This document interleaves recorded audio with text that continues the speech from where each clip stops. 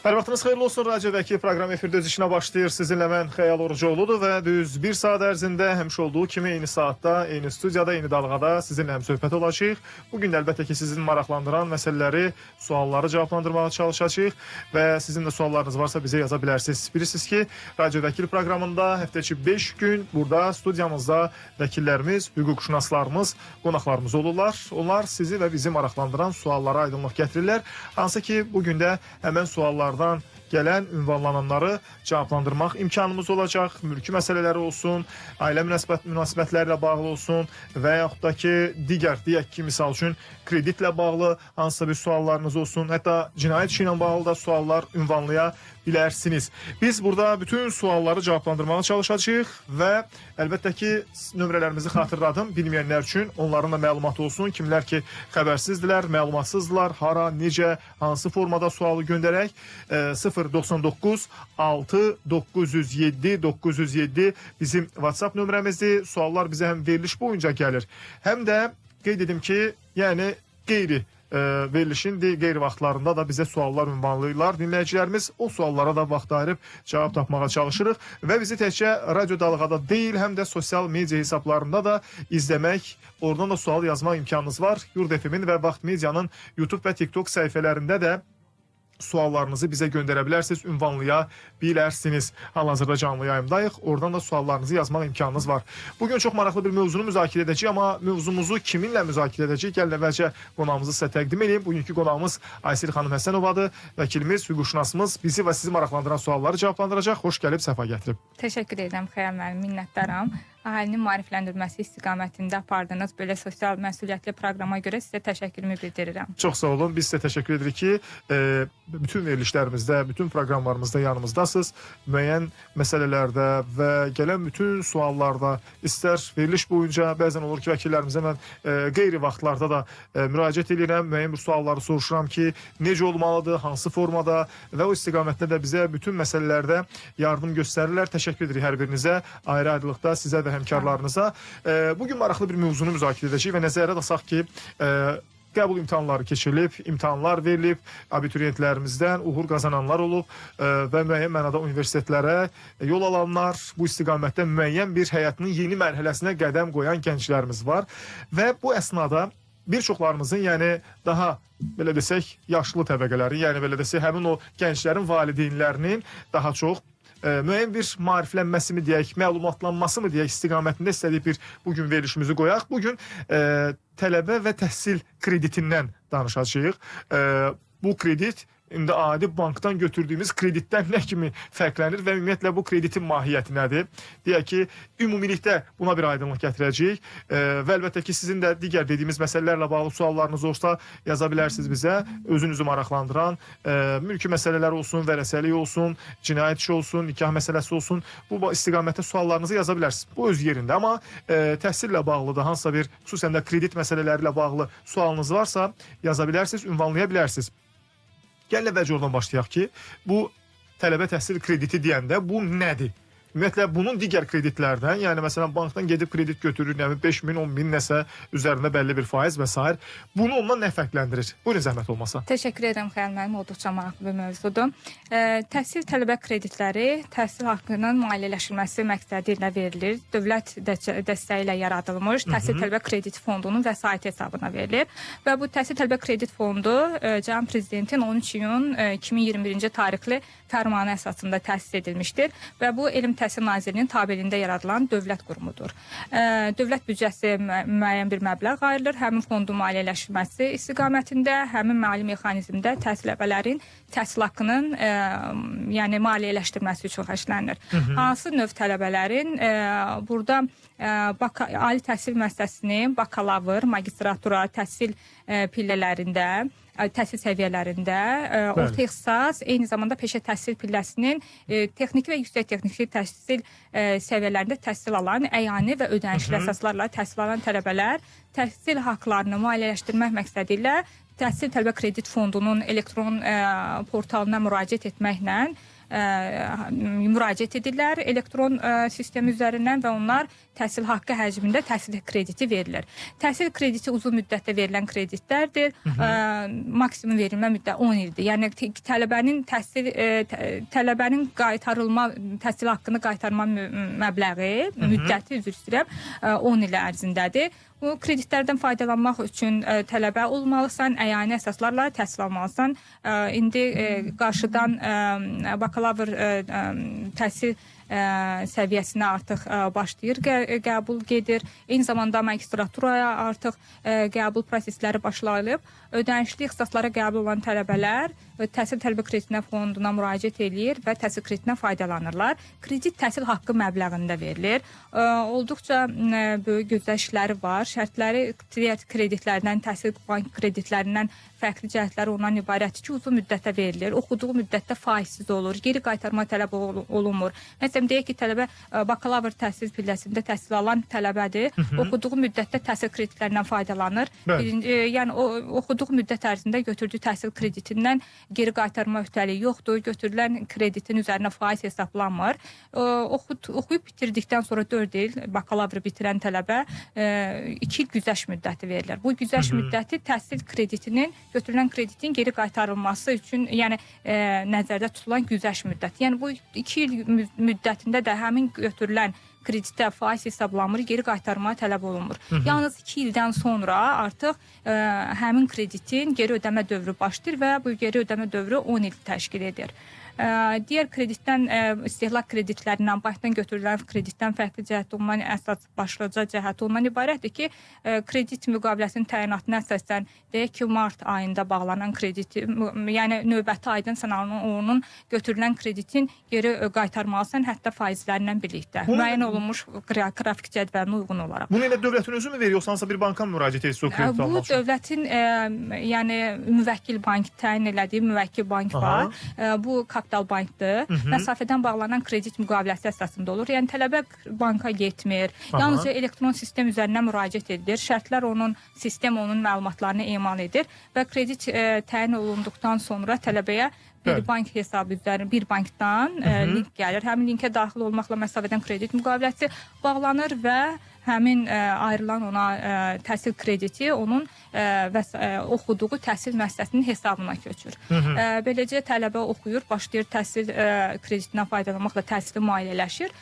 Növbəti tədris, bir də onu xatırladım ki, təhsil kreditləri illik olaraq yox, yarım illik semestrlər üzrə verilir. Yəni birinci tədris ilinin ilk semestri payız və yaz semestrlərinə bölünür. Yaz semestri, payız semestrinin bitərindən sonra tələbələr qiymətləndirmə nəticələrindən sonra yaz semestrinə artıq qeydiyyat başlayanda yenidən təhsil kreditlərinə müraciət edilir. Qaydalar, təhsil kreditlərinin verilməsi qaydaları Nazirlər Kabineti tərəfindən 21-ci ilin 24 iyul tarixində qaydasından tənzimlənir. Orada da qeyd olunduğu kimi tələbənin təhsil göstəriciləri qiymətləndirmə niyə əsas rol oynayır? Bu kreditin iki təyinat üzrə iki növü var. Sosial və standart və bunların gələcəkdə həmin sosial standart olan həmin kreditlərin kreditlərə güzəştin tətbiq edilməsi, 25-50% güzəştlər var, azad olunmalar var. Onun tətbiq edilməsi tələbənin qiymətləndirilməsindən, yəni yarım il üzrə əldə etdiyi nəticələrdən qiymətləndirmədən asılıdır. Deyək ki, tədris müddəti ərzində 4 il təhsil alan, bakalavr oxuyan tələbə 4 il ərzində sosial kreditdən faydalanmışsa da və göstəricilər yüksək olubsa da, əlaçı qiymətlərlə bitiribsə də 91 UMC, biz 91 UMC deyirlər, qaydada bu qeyd olunub. Bu nəticələrlə yaxşı bitirən tələbə artıq götürülən kreditin 50%-ni sosial kreditdən faydalanmışsa da bağışlanır dövlət tərəfindən. Yəni deyək ki, oxuduğu müddət ərzində cəmi 8.000, yəni hər semestr üzrə müraciət etməklə 8.000 total kredit faydalanıbsa da tələbə kredit fondundan, onun artıq 50%-i əlaçı bitirdiyi üçün 50% dövlət tərəfindən bağışlanır, yəni fond onu bağışlayır. Yerdə qalan 50%-i artıq 10 il ərzində faizsiz olaraq geri qaytarır. Sosialda belədir, standartda isə 25%-i. Standart kredit, sosial kreditin fərqli cəhətləri bir-birindən faizlərə görədir. Sosial kredit əhalinin az təminatlı ailələrindən olan şəxslər üçün bəli kateqoriya şəxslər var ki, onlar müraciət edə bilirlər illik 2% dərəcəsilə. Amma o kateqoriyaya aid olmayan yəni ödənişli əsaslarla təhsil alan tələbə isə də standart kreditdən faydalana bilirlər. Onlarda 6% dərəcəsindən bu kredit verilir. Amma dediyim kimi, əgər qiymətləndirmə nəticələri yüksəkdirsə də artıq ona nə 2, sosial iqtisada 2, nə standart kreditdən faydalanırsa 6% hesablanmır. Artıq nə götürübsə də onun həm bəlli həm faizsiz olur, həm də bağışlanmaya düşür. Aydındır. Dinləyicilərimizdən də gələn suallar var. Maraqlı məlumat üçün təşəkkür edirəm. Yəqin ki, məlumatsız olan, xüsusən də abituriyent valideynləri falan bu məsələdə artıq məlumatlı oldular. Həm də ona görə ki, müəyyən bir formada belə desək, uşaqların ödənişli əsaslara düşübsə, bunu dövlət tərəfindən qarşılanaraq Bəli, qayğılanmamalıdır. Valideyn ki, yəni problem yaşamadan vəsait hesabına dövlətdən bəhrələnərək, bu fondun vəsaitindən bəhrələnərək maliyyə imkanlarına, yəni bunlar əlçatan olur. Yəni təhsil də bu təhsil almağa maddi imkan əl vermirsə də mütləq şəkildə tövsiyə edərdim təhsil təbii kredit fonduna müraciət etsinlər. Bir dinləyicimiz elə kreditdən söz düşmüşkən belə bir sual ünvanlayıb ki, mən müqavilə ilə işləyirəm. Belə olan halda bank mənə kredit verə bilərmi? Müqavilə ilə işləyirəmsə. Əlbəttə, əmək müqaviləsi əsasında işləyirsə də hansısa müəssisədə artıq onun bəlli bir ümumiyyətlə istehlak kreditlərinin, bankların verilmə kredit siyasətləri fərqlidir. Amma əmək müqaviləsi əsasında işləyirsə, müvafiq iş yerindən arayış verirsə də təbii kreditdən bəhrələnə bilər. Aydındır. Bir sual da oxuyacağım. Deyir ki, qətnamə neçə günə çıxır? Belə başa düşün ki, məhkəmə qətnaməsindən gedir söhbət. Bəli, məhkəmə qətnaməsi elan olunduğu andan iclasda elan olunur. 10 gün ərzində artıq onu hakim elektron informasiya resursuna yerləşdirməlidir, elektron məhkəmə hesabına yerləşdirməlidir. Yəni 10 gündən sonra artıq onun ünvanına göndərilir vətəndaşın. Təbii qətnamədə də artıq ondan şikayət vermə müddətləri də nəzərdə tutulur. Aydındır. Qısaca bir reklam fasiləsi olacaq. Dinləyicilərimiz üçün reklam fasiləsində reklamlarımızı təqdim edəcəyik. Daha sonra isə qayıdıb gələcək və müzakirələrimizi davam etdirəcək. Yeri gəlmişkən sosial şəbəkələrdən yazılan sualları reklam fasiləsində də vaxt ayırıb cavablandırmağa cəhd göstərəcək. Aysil Həsənova bugün bizim vəkil qonağımızdır. Sizi və bizi maraqlandıran sualları cavablandırır. Radyo Vəkil. Bugün bizim vəkil qonağımız Aysil Həsənovadır. Sizi və bizi maraqlandıran sualları cavablandırır. Bizə mülki məsələlərlə bağlı suallar yazdı. Aysil xanım təhsil, tələbə krediti ilə bağlı mövzumuza bir giriş elədi, maraqlı məsələlərə toxundu və izləyicilərimizdən gələn fərqli suallar var. Onların hamısını istəyirəm ki, bir ardıcılıqla hansısa ki səsləndirmədim və söz də verdim ki, səsləndirəcəm. Bax, o sualları istəyirəm səsləndirəm. Vərəsəli ilə bağlı bir sual ünvanlayıb bir dinləyicimiz. Deyir ki, 3 bacı qardaşıq, vərəsəli ala bilmirik. Ögey anamın sənədini istəyirlər notariusda, o da vermir. Belə olan halda hara müraciət edə bilərik? Yəqin ki, ögey ana rəsmi nigahda olub atasından. Ölüm ata dünyasını dəyişəndən sonra onun rəsmi nigahda olan həyat yoldaşı, yəni bu bacı qardaşın ögey anası artıq həmin mərhumdan qalan əmlakın qanun üzrə birinci vərəsələri sahiblər. Və onlar o notarius sənədin istəyi dedikdə həmin şəxsin özü müraciət eləməlidir. Onun çünki pay hüququ var. Qanunvericilik yəni edilən dəyişikliyə əsasən bütün məcburi pay hüququna malik olan vərəsələr dairəsini notarius müəyyən edir. Onların payını müəyyən edir. Onun qanun üzrə şəhadətnamə müraciət edən şəxslərə verir və onlara verilən şəhadətnamədə də müraciət etməyən, lakin o payı məcburi olan şəxsin adını saxlayır, açıq saxlayır. Yəni şəxs ya yola gətirməlidir və həmin ögey ana gedib müraciət eləməlidir həmin vərəsəliyin açıldığı yer üzrə notariusa. Yəni onun hüququ yoxdur ki, gedib onun hansısa çıxar bu və digər formada fərdi məlumatları əks etdirən, deyək ki, şəxsiyyət vəsiqəsinin yaxud şəhadətnaməsini təqdim eləməyə. Yaxşı, bir nüansı soruşum. Yaxşı, deyək ki, misal üçün 4 vərəsə var, 3 bacı qardaş, bir də ki, ögey ana dediyimiz şəxs. Yəni birgə nigah dövründə, belə də fərz edək, ev deyək ki, misal üçün birgə nigah dövründə alıb. İndi məsələnin bu tərəfi var ki, onun payı açıq saxlanılsın, mənim payım bölünsün, verilsin. Notarius onu niyə belə deyək, belə o çətin vəziyyətə salır, adamları belə çıxılmaz duruma salır? Bəli, təəssüf doğuran hal ondan ibarətdir ki, son vaxtlar, yəni notariat orqanları şəxslərin hamısını tam gəlib notariusda bəyan Bəlkə iki adam var ki, məsələn, Rusiyada yaşayır, misal üçün gəlməyəcək. Gəlmir. Belə olan halda şəxsin hüququ var ki, əslində qanunvericilik deyir ki, açıq saxlamalıdır. Təəssüf ki, icra etmədikləri üçün biz vətəndaşlara məsləhət görürük ki, onun pay hüququ ki var, hansı ki atasına münasibətdə, indi bu кейsdə deyirik, o artıq mübahisələndirə bilər, notariusdan hərəkətlərindən şikayət verə bilər. Notarius ondan yəqin ki, qarşı tərəf gəlmir, yaxud hansısa bir mübahisə var deyə imtina verir və həmin o bəlkə də gəlməkən ev mənə qalsın, axı belə düşünür, məsələn, Ökey yana, misal üçün.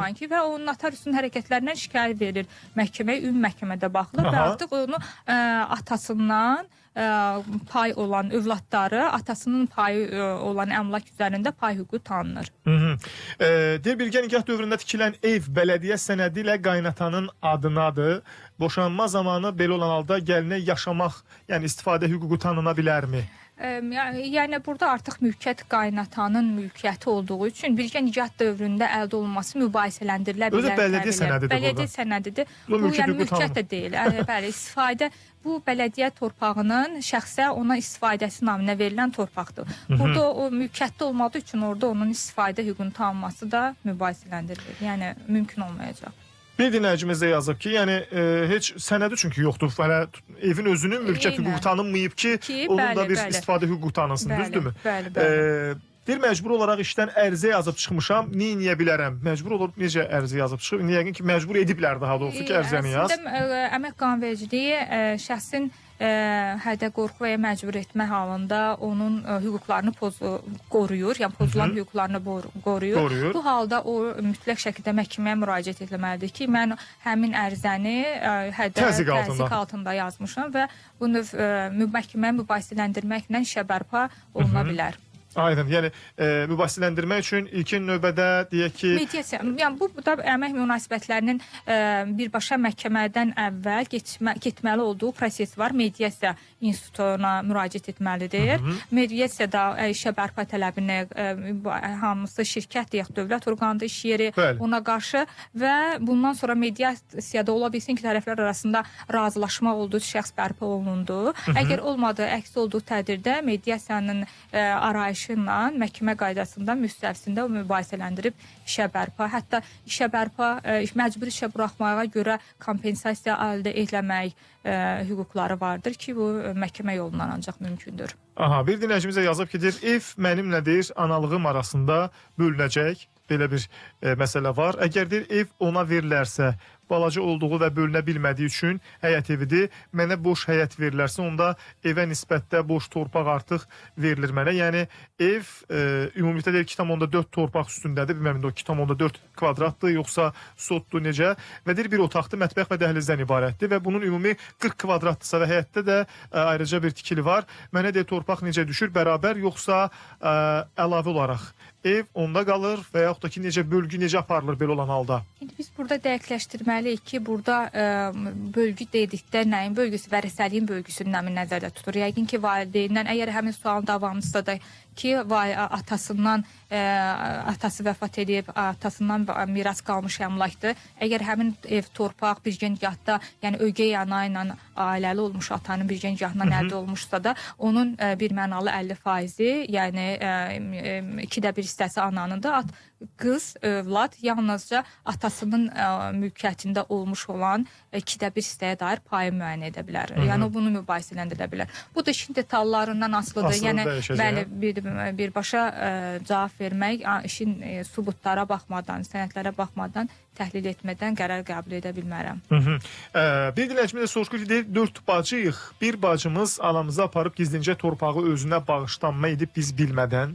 Mümkündürmü həmin torpağı təzədən bərpa etmək, çünki anamı aldadaraq edib bu əməli? Aldadaraq edilən bağışlanma müqaviləsinin əslində təyinatı əvəzsiz bağlanan əqdir. Yəni ana öz övladlarından birinə əgər torpaq sahəsini bağışlayıbsa da, bunun bağışlanma sonradan ana özü və ya mübahisələndirə bilər təbii ki, aldatma halında. Bu 1 illik iddia müddətində həmin onu mübahisələndirmə hüququ vardır. 2019-cu ildə olub hadisə. Amma belə bir məsələ var ki, hüquqlarını bildiyi, bilməli olduğu qanunvericilik belə bir məsələni deyir. Əgər aldatma halına yeni əgər müəyyən edibsə də işin detallarından çox şey asılıdır. Ana da artıq yeri gəlmişkən rəhmətə gedib artıq, vəfat edib. Onu artıq mübahisələndirmək bir qədər çətin olacaq. Daha doğrusu isbat etmək, sübut etmək. Sübuta yetirmək, bəli. Onu aldadılma halı nə zaman olub, axır aradan keçən zaman məsələsi var. Gec xəbər tutmalar, yəni bunlar onun əleyhinə ola biləcək hallardır, amma detallardan asılıdır, bəli. Bir dinləyicimizə soruşur ki, deyir, deməli, ev mənim adımadır, gəlin 2 uşaqla 5 ildir qeydiyyatdadır, boşanırlar və gəlin pay istəyir, belə olan halda ona düşəcəkmi pay? Baxır nikaha nə zaman daxil olublar. 2 ildir. 2 ildə daxil olubsa da nikaha xeyr, orada gəlinin istifadə hüququ yoxdur. 2000 qanunvericilik... Daha doğrusu 2 uşaqla 5 ildir qeydiyyatdadır. 5 ildir qeydiyyatdadır. Yəni, əgər mülkiyyət qaynatanın adınadsa da, oğlu ilə ailə qurandan sonra onun həmin mülkünə qeydiyyatdan küçübsə də, 2009-dan sonra yaranan münasibətlərdə, yəni ailə münasibətlərində qaynatanın evinə gəlin köçürsə də, bu halda xeyr, istifadə hüquq tanınır. Yəni, gəlin mübahisələndirib, mən həmin evdən pay istəyir deyə bilməz. Bəli. Pay hüququ yalnız o mülkiyyətçinin özünə və onun öz övladlarına məxsusdur.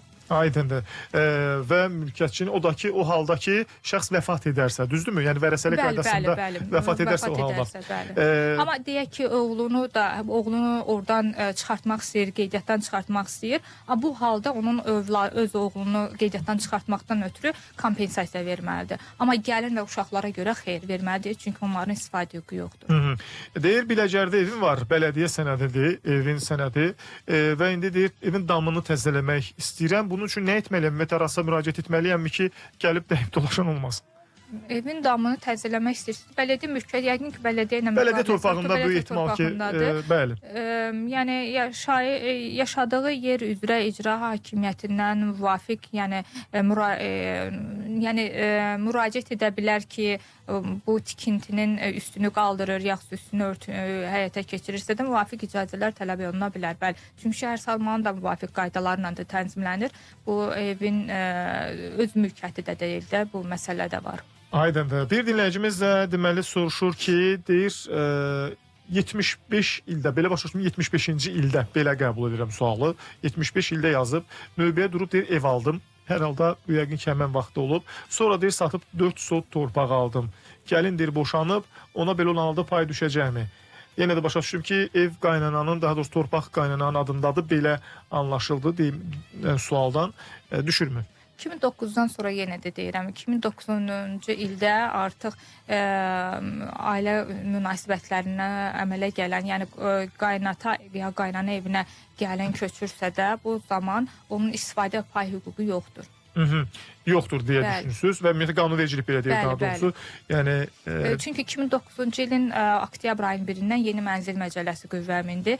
2009-cu ilin oktyabr ayının 1-nə 2000-ci ildən 2009-cu ilin oktyabrın 1-nədək olan münasibətlərdə o hal yaranırdı. Yəni qaynatanın, qaynananın evində qeydiyyatda olan gəlinin istifadə hüququ var idi və onu sən qeydiyyatdan çıxartmaq üçün onun istifadə hüququnun kompensasiyasını verməli idin. O halda bu yəni kompensasiya vermə şərti ilə onu çıxartmaq hüququ var idi. Amma 2009-un oktyabrın 1-dən artıq bu münasibətlər ailə hüquq münasibətlərinin tənzimlənən mənzil məcəlləsinə əsasən tənzimləndiyi üçün gəlin qaynata qaynananın evinə gəlin köçürsə də pay hüququ yoxdur. Aydındır. Bir dinləyicimiz də yazıb ki, birinə deyir pul vermişəm, amma geri ala bilmirəm, niyə bilərəm? Mübahisələndirə bilər, yəqin ki, borc verib, borcun verməyini təsdiq edən müvafiq sübutlar, WhatsApp yazışmaları olsun, hansı ki, bunlar da artıq Konstitusiya Məhkəməsinin sonuncu qərarından sonra WhatsApp yazışmaları qarşı tərəf əgər borcun aldığını təsdiq edirsə də, bu özü belə sübut sayılır və məhkəmədə mübahisələndirə bilər. Borc verdiyi şəxsin qeydiyyatda olduğu ünvana iddia qaldırmaqla, ünvanın yerləşdiyi məhkəmədə iddia qaldırmaqla ona qarşı borcunu geri tələb edə bilər. Bir dinləyicimiz də yazıb ki, deyir, mənim banka borcum var, hər ay 56 manat tuturlar. 220 manat da belə başa düşdüm ki, ayrıca bir ödəniş eləyir. İndi 320 manat alıram, 4 aydır indi bank 160 manat 220 manat alanda 56 manat tuturmuşlar. İndi şəxsin maaşı bir 100 manat qalxıb. İndi bu dəfə 4 ayda deyir, indi bank məndən 160 manat tutur. Artıq 56 manat nisbətə və də 100 manat da artıq üstünə gəlib. Və soruşur ki, və deyir 56 manat da tuturlar. 160 manat və 56 manat tuturlar. İndi bilmədim ki, bu nə anlama gəldi. Mənə deyir 104 manat pul qalır cəmisi. Belə anladım ki, məğzi olaraq şəxs 320 manat pul alır, amma onun pulunun 3də 2-si bank tərəfindən tutulur. Bu və ya başqa formada. Bu deyir nə dərəcədə düzgündür. Buyurun, zəhmət olmasın. Yəni bankdan aldığı kredit öhdəliyi üzrə müəyyən olmuş qrafik üzrə vətəndaş yəqin ödəmirsə də bank artıq onun əmək haqqısına yönəlir. Həmin o müqavilədə də yəqin ki, qeyd-şərtsiz belə bir bənd var ki, onun əmək haqqından tutmağa icazə verilsin deyə və sonucu Konstitusiya Məhkəməsinin qərarında belə bir bundan sonra tətbiq edilir ki, banklar əmək haqqının 50%-nə dək tutma tətbiq edilir. Yəni əgər o 50%-i aşmamalıdır, o tutma, ödəniləcək məbləğ yaxud gecikdirilmiş borc faizi 50%-i aşmamalıdır əmək haqqının. Aydın, 50% aşmamalıdır, amma görünür aşır burada. Bəli, əgər aşırsa da burada bu nüansda artıq vətəndaş özü banka qarşı iddia qaldıra bilər, məhkəmə üstəsində mübahisələndirə bilər. Bir dinləyicimiz yazıb ki, 3 uşağım var, 2 evim. Evin deyir birini qızıma bağışlamışam. O biri qızım və oğlumdan deyir, oğlum deyir nə vaxtsa pay istəyə bilərmi? Həmin o yəqin ki, bağışlanan evi nəzərdə tutur. Yəni bağışlama müqaviləsinin bağışlandıqdan sonra 1 ildən sonra onlar artıq mübahisələndirə bilməzlər. Digər halda ki, onun yalnız dünyasını dəyişdikdən sonra onu 2 il ərzində dünyasını dəyişərsə. Bəli. O onun halda. Digər halda yəni iddia irəli sürə bilməzlər, mübahisələndirməzlər. Çünki şəxs artıq bağışlayıb övladına, düzdürmü? Və onun adına artıq bağışlanan əmlak, bağışlanan artıq alan şəxs tərəfindən dövlət qeydiyyatında da artıq onun mülkiyyətinə keçib. Bu artıq mübahisələndirilə bilməz. Bir sual da sizə yaxın bir sualdır. Hansı ki, işlədiyiniz sahələrə aid bir sual göndər. Və deyək ki, Həmkarlar İttifaqında işlədim. 8 ildən çox müddətdə pul tutub əmək haqqımdan mənim razılıq ərizəm olmadan məhkəmə qaydasında həmin pulun axırıncı neçə ilini tələb edə bilərəm və belə ki, maddi yardım istəyirəm, 100 manat verirlər və kurortlardan da istifadə edə bilmirəm, etməmişəm bu günə qədər. Belə olan halda nə edə bilər? Əslində Həmkarlar İttifaqlarını tənzimləyən qanunvericilikdədir və həmin Həmkarlar İttifaqlarının daxili nizamnamələri ki var, onların qanunvericiliyi aktları, orada da qeyd olunur ki, ödənilmiş məbləğlər geri tələb oluna bilməz, geri qaytarılmır. Orada bu nizamnamə ilə tənzimlənir. Yəni vətəndaş bu suala münasibətdə ki, nə qədər hissəsini geri qaytara bilərəm, qanunvericilik aktı buna məhdudiyyət qoyur. Çünki o geri qaytarıla bilməz. Digər bir tərəfdən onun deyir ki, 100 manat maddi yardım verilir. Onun tabe olduğu, yəni üzv olduğu komitənin, Həmkarlar İttifaqı komitəsinin büdcəsi ki var, hansı ki müəyyən bir büdcədə müəyyən edilmiş üzvlərə yardım minimumu var. Yəni onu ki aşmamalıdır. Həmin o yəqin ki onların büdcəsində müəyyən edilmiş yardım məbləği budursa da həmin həcmdə verir. Kurort istirahətə bağlı olan sualı cavab ola bildirəm ki, bunlar AHİQ elektron portalı üzərindən müraciətlər yalnız avtomatlaşdırılır. Şəxslər ancaq həmin platformaya müraciət etməklə faydalana bilirlər.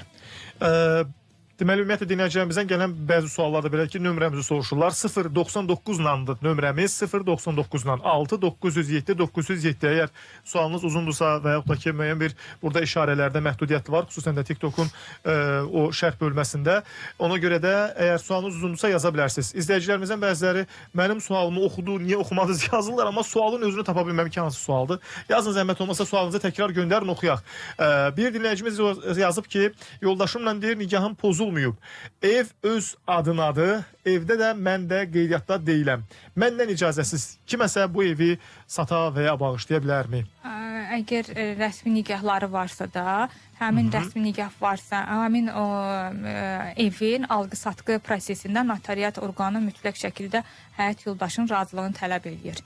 bu Çünki qeydiyyatdadır. Amma qeydiyyatda deyil, üzr qeydiyyatda istəyirəm. olmasa belə, qeydiyyatda əgər rəsmi nikahla həyat yoldaşı var, Bəlkə nikah dövründə alınmayıb heç ev. onda onu təsdiq eləməlidir. Amma notariat orqanları son vaxtlar yəni bunu mütləq şəkildə çağırırlar ki, sənin birgə çünki komandiri çağır. və mütləq şəkildə elektron sistemdə onun inteqrasiya olmuş məlumatları, nikah məlumatları görünür və həyat yoldaşı qeydiyyatda olmasa belə mülkdə onun razılığını mütləq tələb edirlər. Bu mən belə başa düşürəm ki, bəzən bu notariat kontorları deyək də belə deyək, o notarius orqanları falan, onlar öz qaydalarla işləyirlər. Bizim ümumiyyətlə qanunverici tamam başqa qaydalarla işləyir. Məsələn, tutalım ki, qeydiyyatda olan şəxsin qanunverici ilə müəyyən bir razılığı tələb olunmur, amma notariusun təlimatında deyir ki, yox, mütləq. Əslində bunun yaxşı və pis tərəfləri də var deyim sizə. Deyək ki, misal üçün az əvvəl bizim o dinləyicimizin yazdığı nümunədə ki, məsələn, mənim analığımın sənədini məndən istəyir, amma mən vərəsəli açdıra bilmirəm, çünki mənim öz payım var, analığımın nə aidiyyəti var bura, misal üçün deyirəm. Belə bir süründürməkçilik bir növ yaranır. Amma bir digər tərəfdən də bax, bu kimi halların tələb olunması da yaxşıdır ki, deyək ki, şəxs gizlincə kimisə evi satmasın və ya bağışlamasın. Risklərin qarşısını alır. Risklərin qarşısını alır. Eyni zamanda notariat fəaliyyəti, yəni mübahisə olduğu halda mütləq mübahisənin həlli mərhələsi notariat orqanı deyil. Mübahisə varsa da, orada anlaşılmaz olan bir məqam varsa da, ona görə imtina edir bu kimi proseslərdən və yönəldir ki, məhkəmə müstəvisində aydınlaşdırın. Bacım deyir, payını mənə bağışlayıb, fikrini dəyişib, geri qaytara bilərmi payını? Əgər notariuslar şəxs gedib rəsmi qaydada payını bağışlayıb bacısına, təzədən fikrini dəyişə bilərmi? Notariat qaydada əgər o payından imtina verirsə də, imtinanın geri qaytarılması nəzərdə tutulmuyub. Bəli. Ona görə də kiməsə pay verəndə bir 2 dəfə, 3 dəfə düşünmək lazımdır. Çünki orada və notariat orqanının əməkdaşı bunu məlumat verir. Bəli, ki, əgər imtina edirsənsə də imtinanın geri çəkilməsi yəni əhəmiyyəti yoxdur, bəli. Mənim bir icazəm olmadan qardaşım ata yurdunu sata bilərmi? Ev rəhmətli atamın adındadır, heç kimin ayağında deyil, yəni heç kimin adına yazılmayıb, hələ də vəfat edən şəxsin adında qalıb belə anladım ki. Sata bilməz, çünki vəfat edən şəxsin adındadır. Buna mütləq şəkildə vərəsəlik işi açılmalıdır, vərəsələr dairəsi müəyyən olunmalıdır, vərəsələrin, qanun üzrə vərəsələrin orada pay hüququ müəyyən olunmalıdır. Yəni şəxsin adında ölən, vəfat edən şəxsin adında olan əmlakın satılması mümkün deyil və notarial şəkildə bu heç cür mümkün deyil. Yalnız birinci ölən şəxsin həmin mirası açılmalı, miras əmlak müəyyən edilməli, vərəsələr arasında bölünməli. Yəni bu halda da vətəndaşın hüququ var ki, əgər atadan qalan evdə payını tələb eləsin. Atam deyir, evi mənə bağışlayıb, bunun rəsmi prosedurları necə olur? Uçotda olan ailəm çıxmalıdırmı qeydiyyatdan? Belə yazıb dinləyicimiz sualı. Notariat orqanlarına müraciət edir və o bağışlayan şəxs, yəni belə başa düşdüm ki, bağışlama prosesini nəzərdə tutur. Hələ ki, heç deyəsən belə şifahi olub, belə anladım. Şifahi yolu verilmir, mütləq şəkildə notariat orqanına getməlidir, bəli. Orada həqiqətən də həmin mülkün ataya məxsus olmasını təsdiq edici sənəd şahidət, yəni çıxarış olmalıdır, mülkiyyətin ona məxsus olmalı və əgər indi son vaxtlar notariat fəaliyyəti haqqında qanunu tənzimləyən təlimatda da qeyd edilir ki, bağışlamada qeydiyyatda olan şəxslərin razılığı nəzərdə alınır, yəni nəzərdə tutur. Əgər mülkiyyətçi qeydiyyatda olan şəxslərin razılığını təmin etməyibsə, yəni onlar gəlib notarius onu bildirməyibsə də, şəxs mülkiyyətçinin onun hüququ var ki, məhkəmədə payın bağışlanmasına dair notariusun hərəkətlərindən mübahisələndirib şikayət eləsin. Bir dinləyicimiz də yazıb ki, az əvvəl o dinləyicimiz sualın davamında yazıb ki, belə başa düşüm ki, şəxs notarial qaydada ata mülkündən imtina edib o satmaqla bağlı. İmtina edibsə bu belə olan halda necə? Mübahisələndirə bilməz, artıq mülkdən imtina edib. Amma bu da o halda satıla bilər ki, qardaş artıq evi öz adına tam rəsmiləşdirsin, düzdürmü? Çox güman ki, imtina edib, digər qardaş da artıq o mülkü öz adına rəsmiləşdirilib. Rəsmiləşdiribsə də artıq onun şəxsi mülkiyyətindədir, şəxsi mülkiyyətində olan əmlakın satışında da, satılmasında da qardaşın artıq heç bir hüququ yoxdur. Çünki o payından imtina edib vaxtilə. Aydındır. Bir dinləyicimiz də yazıb ki, müəllim işləyirəm, həmkarlardan imtina edə bilərəmmi? Əslində həmkarlara üzv olmaq, həmkarlar ittifaqına üzv olmaq bu qanunvericilikdə nəzərdə könüllüdür. Üzvlük könüllü xarakter danışır. Yəni üzvlük ərizə ilə qəbul işə götürənin işlədiyi yerin müəssisənin rəhbərliyinə müraciət edir və üzv olur. Əgər çıxmaq da istəyirsə də təbii könüllü prinsipinə uyğun olaraq işə götürənə müraciət edir, həmkarlar ittifaqı üzvlüyündən çıxır. Aydındır. Bir dinləyicimiz də deməli bələdiyyə rüsumu ilə bağlı bir sual yazıb. İndi cavab verməmə haqqınız da var. Bunu da əlavə edeyim. Deyir ki, şəhid ailəsinə rayonda bələdiyyə torpağı sənədləşdirəndə bələdiyyəyə rüsum ödəməlidirmi? Ailə şəhid ailəsidir. Bunu soruşur. Yəni bu halda Şəhid ailəsinin üzvlərinə dövlət rüsumlarını tənzimləyən qanunvericilik aktlarında da bəlli bir kateqoriyaya, xüsusən şəhid ailələri azad olur dövlət rüsumlarından. İndi yəni bu adətən bunu o rüsum ödənilərkən onsuz da deyəndə deyirlər. Hər kimi siz şəhid ailəsiz, o status var sizdə. Təsdiq edici sənədin tələb edirlər. Çünki dövlət rüsumu haqqında qanunvericilikdə də nəzərdə tutulur ki, şəhid ailəsi üzvləri rüsumlardan azaddır ki, bunu təsdiq edici sənədləri təqdim etməlidirlər. Bir dinləyicimiz də maraqlı bir sual daha göndərib. Bunu da oxuyum. Deyir ki, oğlum nişanlıdır, nikaha girib, amma alınmadı. İndi rəsmən boşanırlar. Bax, belə olan halda, yəni şəxs faktiki olaraq heç bir toy falan olmayıb. Sadəcə indi nişanlıymışlar, gediblər həm də nikah da eləyiblər. İndi alınmayıb və indi boşanır. Bax, belə olan halda o mülk məsələsi necə tənzimlənir? Birgə nikah dövründə, nikahda olan münasib dövrdə əldə olubsa da birgə gəlirlər. Birgə ər-arvadın ümumi gəlirlər hesabına əldə olunubsa da o mütləq şəkildə bölgüyə gedir. Əgər yox, nişanlı dövründə alınıb əmlak deyək ki, bəy tərəfindən, o artıq birgə nikahın predmeti deyil. O şəxsi əmlak sayılır, bəli, o bölgəyə getmir. Və qıza burada hardasa nə qaynat evindən, qaynan evindən heç nə düşməyəcək. Düzdürmü? Yəni rahat ola bilərsiniz. İndi alınmayıb, hər öz yoluna davam edəcək yəqin ki. Dinləyicilərimizdən gələn suallar var. İzləyicilərimiz də suallar yazıblar. Mən sualları səsləndirəcəm. Özü də reklam fasiləsində də, xüsusən də sosial şəbəkədən yazılan suallara da aydınlıq gətirəcəyik. Amma bizə xüsusən də radiodan gələn sualları, necə deyərlər, gələn sualları reklamlardan sonra davam etdirəcəyik. Kimlər ki yazıblar, qısa bir fasilə var. Reklamlar dinləyək, qayıdıb gələcəyik.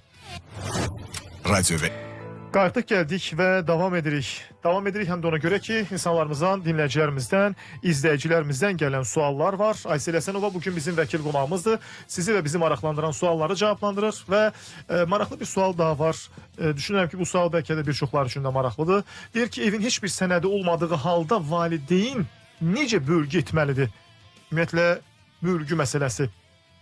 Adətən valideyn belə bir bölgü etmir, sənədi olsa belə. Bəli, elə etmir. Yalnız bu bölgü vərəsəlik qaydasında olur, amma əmlakın da sənədi olmalıdır. Mübahisələndirilən bölgəyə gedən nədir?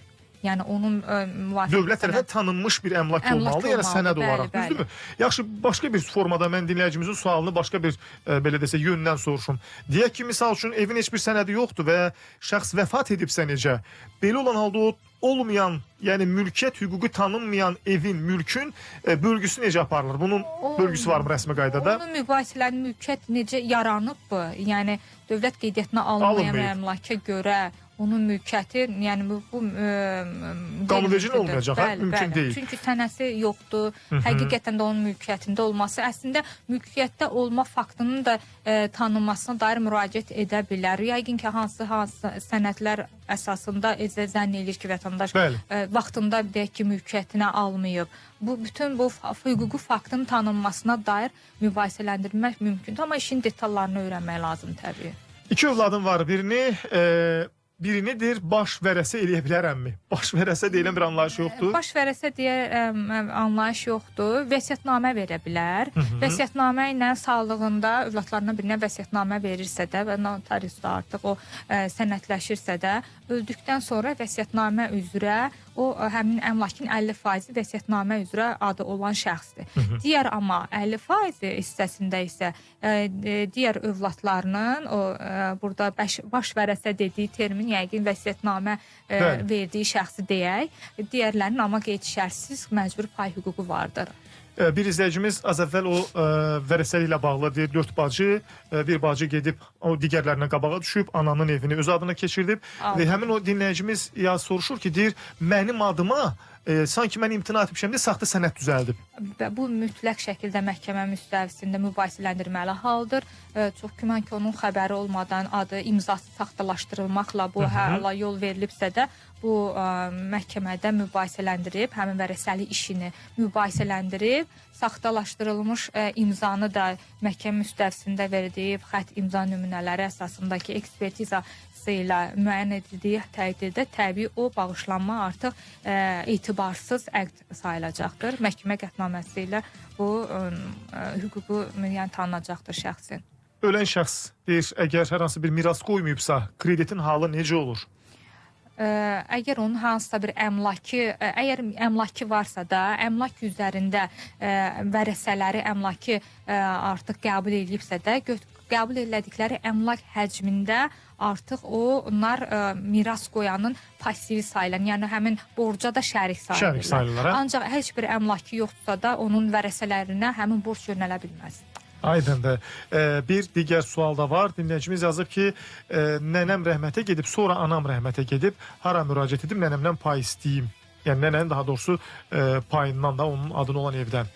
Nənənin vərəsəli işi açılıb, bu yenə detallardan asılıdır. Nənənin vərəsəli işi açılıb, açılan zaman ana sağ ikən onun hüququnu tələb eləyibbi. Yəni bütün bunlar transmissiya qaydasında ümumiyyətlə belə bir şeylər varmı? Eləyə bilər. İsi transmissiya qaydasında bəli, əgər onu açıldı, vərəsəli işi açılan zaman öz hüququnu tələb etmədən şəxs ölübsə də, artıq onun övladı, yəni ölmüş vərəsənin varisi olan şəxs onun nənə mülkündən eləyə bilər. İsi transmissiya qaydasında. Amma dedim ki, bu detallardan çox şey asılıdır. Açılmayıb, heç bir şey olmayıb. Belə başa düşdüm ki, amma burada işin detallarına baxmaq lazımdır. Ananıza münasibətdə nənədən pay tələb etmək hüququnuz ola bilər. Amma bununla bağlı mütləq şəkildə gərək ki, siz işin detallarını hansısa bir hüquqşünas tam olaraq. Bəli, vərəsəli işi açılmadı nənənin əmlakına münasibətdə. Açılan əmlakda münasibətdə onun vaxtilə ölən anası o nənədən olan əmlakın birinci növbədə vərəsələrindən saydığı üçün əgər o bölüşdürülməyibsə də həmin vərəsəli işi onun yəni qanun üzrə vərəsəli şəhadətnaməsindən edə bilər. Amma detallardan çox şey asılıdır onun. Bir dinləyicimiz soruşur ki, Qubanın kəndində çıxarışlı torpaqda balaca bir ev tikmişəm. Fövqəladə Hallar Nazirliyi və yaxud ki polis və ya icra orqanı gəlib onu sökə bilərmi? Öz mülkiyyətində, çıxarışlı mülkiyyətində. Çıxarışlı torpaqda evi tikib, məsələ burasındadır. Torpağın çıxarışı var. Torpağın çıxarışı var. Üzərində yəqin ki, torpağın çıxarışı inşa edib, yəqin ki, özünün mülkiyyətində olan torpaqdır. Əgər bu torpağın çıxarışı dövlət torpağıdırsa da, bələdiyyə torpağındasa da deyilsə də, daha doğrusu, bəli, o tikə bilər. Yəni, bir nüans var burada, çox üzr istəyirəm. Əgər icazənizlə o nüansı da toxunaq. Əgər torpağın çıxarışı varsa, bu işinizi bir qat asanlaşdırır. Çünki torpağın çıxarışı var. Bəli. Bunun üçün sadəcə olaraq siz müraciət edirsiniz müvafiq icra hakimiyyətinə, evin tikintisi ilə bağlı bir eskiz verirsiniz. Eskiz sənədi alırsınız. O səhv etmirəmsə 15 gün ərzində sizə cavab verilir. Cavab verilməsə artıq tikinti icazə verilir deməkdir. Ondan sonra evinizi tikirsiniz, inşa edirsiniz və heç kim də gəlib onu dağıtmaq, tökmək kimi iş edə bilməz. Artıq çünki bunu qanunvericiliyə etmişsiniz. Sadəcə o eskiz də ona görədir ki, müəyyən bir o qanunverici tələblər var ki, evin nə bilim kənarlarında neçə metr yer qalmalıdır və s. və ilaxır. Bax bu nüanslar var. Ona görə də çıxarış varsa daha rahatdır ki, niyə özünüzü belə çətinə salırsınız ki? Deməli, bilmirəm, bir dinləyicimiz bayaqdan da sual yazır, amma mən sualın mahiyyətini tuta bilmirəm deyə belə bir problemlə üzləşirəm. Deyir ki, nömrə verdi, yönəltdi ki, ora həmin adam baxır, o da 6000 manat istədi icazəyə sənədidir, bələdiyyə sənədidir. Bax, belə bir şey soruşur. Bələdiyyə ümumiyyətlə icazə sənədi nəyə verib və yaxud da ki, ümumiyyətlə bu 6000-i nəyə istəyib? Mən sadəcə olaraq biraz şübhələnirəm ki, burada nəsə aldatma halı ola bilsin. Ola bilsin ki, aldatma, əgər yəni etibardan sui-istifadə edib kimsə bu şəxsin pulunu da üzr istəyirəm. Evin damını dəyişmək üçün bu qədər pul istəyiblər bu şəxsdən, damın dəyişilməsi üçün və s. Təbii ki, bu halın baş verməsi bu sadəcə qanunsuzdur. Bunun qanun əsası yoxdur 100%. Sadəcə olaraq ola bilsin ki, o 6000 dediyiniz pulu kimsə göz yummaq üçün istəyib ki, mən onu görməzdən gələcəm, sən ged evin damını dəyiş. Bax, bu formada, amma bunun heç bir qanun əsası yoxdur. Nə 6-sının, nə 5-inin bu qanunu deyil. Sadəcə olaraq məsələ burasındadır ki, ev tikilibsə, ev hazırdırsa, bunun problemi oradadır ki, vaxtilə bu evində necə inşa olunub, bax, biri buradan başlamaq lazımdır. Amma deyək ki, evin damır, misal üçün, damdan su gəlir, yağış yağır. Bu adam neynəsin, bunun üstündə bir şiferi necə dəyişsin, o örtüyü necə dəyişsin. Bax, belə məsələlərdə herhalde, amma o qanunsuzdur. İndi necə etməyi problemimiz oradadır ki... Hüquq-mühafizə orqanı əgər dələduzluğun qurbanı olubsa da, hüquq-mühafizə orqanlarına müraciət eləməlidir. Bir dinləyicimizə soruşur ki, bacım ailə qrup, ev yenidir, amma evlənməmişdən qabaq tikilib. Pay düşə bilərmi bacıma? İndi boşanırlar, belə anladım ki. Evlənməmişdən qabaq tikilibsə də yəqin ki, mülkiyyət hüququ yoxdur, mülkiyyət sənədi yoxdur yəqin ki. O zaman amma bircə nikaha daxil deyək ki, Ev əvvəldən tikilib, nikahdan əvvəl tikilib elə başa düşdüm. Yeni evdir, amma soruşur ki, sadəcə olaraq belə olan halda bacıma pay düşəcəkmi? Evin sənədinə baxmaq lazımdır, varmı yoxsa yox? Bəli, bircə nikahdan tikilər-dirsə də o zaman pay hüququ vardı. Amma bircə nikahdan əvvəl yəqin ki, bəyin adına nikahdan qabaq aldığı əmlaksa da onun artıq şəxsi mülkiyyəti sayılır. Bircə əmlakın predmeti deyildir və bölgədə getmir. Bir dinləyicimiz soruşur ki, atamla anam boşanıb, anam adına olan o 50% onun adında olan mülkdən mənə pay verə bilərmi? Digər övladları razı olmasa belə. Razı olmasa məhkəmə qaydasında artıq mübahisələndirib verə bilər. Əgər yəni birgə nikah dövründə əldə edilmiş əmlakdır, ana öz payını təbii bağışlaya bilər. Bu zaman digər övladların razılığı yoxdursa da bu zaman məhkəmə müstəvisində mübahisələndirib əldə edə bilər. Aydındır. Mən təşəkkür edirəm sizə, Aysel xanım. Gəldiniz, suallarımızı cavablandırdınız. Biz çalışdıq ki, mümkün qədər dinləyicilərimizin, izləyicilərimizin suallarını cavablandırıq. Kimin sualı qaldısa mütləq şəkildə sabah ünvanlaya bilər. Sabah da verilişimiz davam eləyəcək. İnşallah burada müzakirə edəcəyik dinləyicilərimizlə bir yerdə, sizinlə bir yerdə və əlbəttə ki, vəkil qonağımız da olacaq sizin suallarınızı cavablandırmaq üçün. Bugün isə Aysel Həsənova idi. Bugün bizim vəkil qonağımız, hüquqşünasımız sizi və bizi maraqlandıran məsələlərə aydınlıq gətirdi. Aparıcınız mən Xəyal Orucoğlu idi. Sabah eyni vaxtda yenidən eşidilmək ümidi ilə hələlik. Sağ olun.